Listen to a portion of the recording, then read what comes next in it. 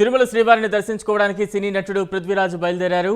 అలిపిరి మెట్ల మార్గం ద్వారా తిరుమలకు నడిచి వెళ్లారు. రేపు ఉదయం వీఐపీ విరామ సమయంలో శ్రీవారిని పృథ్వీరాజ్ దర్శించుకోనున్నారు.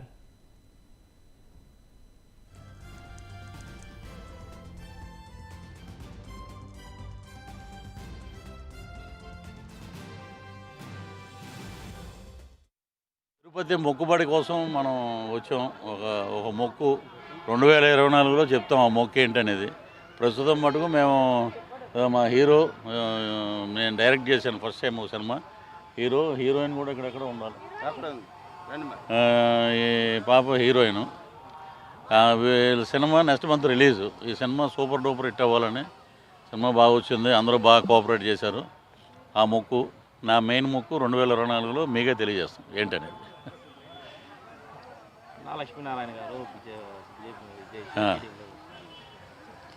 కన్నా లక్ష్మీనారాయణ గారు మా గురువు గారు లాంటి వాళ్ళు.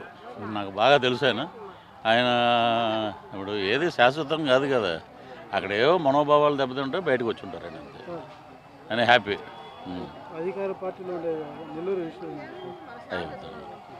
ఆయన చెప్పుకుంటున్నాడు కదా, మనం ఎందుకు చెప్పడం, మళ్ళీ క్రెడిట్ ఆయనకి వదిలేద్దాం.